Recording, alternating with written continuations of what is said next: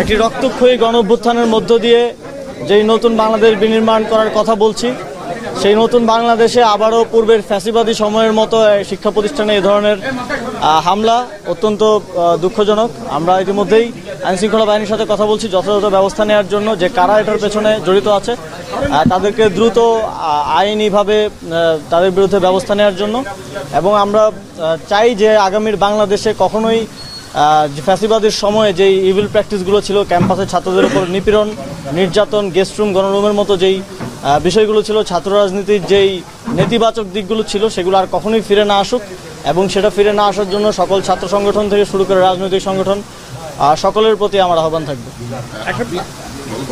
একটা বিষয় হচ্ছে, ছাত্রদল কিন্তু উল্লেখ করে বলেছে যে একটা গুপ্ত ছাত্র রাজনীতির আড়ালে এই হামলাগুলো চালাচ্ছে এবং তারা এইগুলো কালকেও কিন্তু ভিডিও ফুটেজগুলোও দেখা গেছে। এরপরেও আইন শৃঙ্খলা বাহিনী আসলে কোনো পদক্ষেপ কিন্তু আমরা নিয়ে দেখছি না।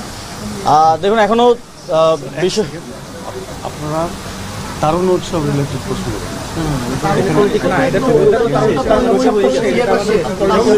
পলিটিক্যাল প্রোগ্রামের এটা এখানে যতটা সাম্প্রতিক একদম বড় একটু তো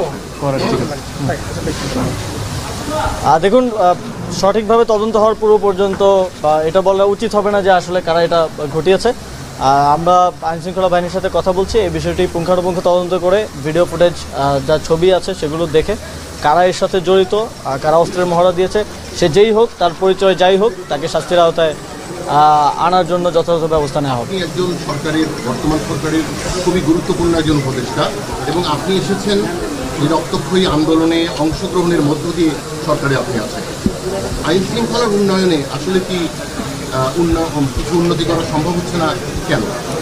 দেখুন, স্ট্যাটিস্টিক্যালি আইনশৃঙ্খলার যথেষ্ট উন্নতি হচ্ছে। আপনারা যদি স্ট্যাটিস্টিকটা দেখেন যে কী পরিমাণ ল অ্যান্ড অর্ডার সিচুয়েশন গত 6 মাস আগে ছিল আর এখন আছে, সেটার মধ্যে বিশদ পার্থক্য হয়েছে। ছিনতাই থেকে শুরু করে যত ধরনের প্যারামিটার আছে সবগুলোতে আইনশৃঙ্খলার পরিস্থিতি উন্নত হচ্ছে।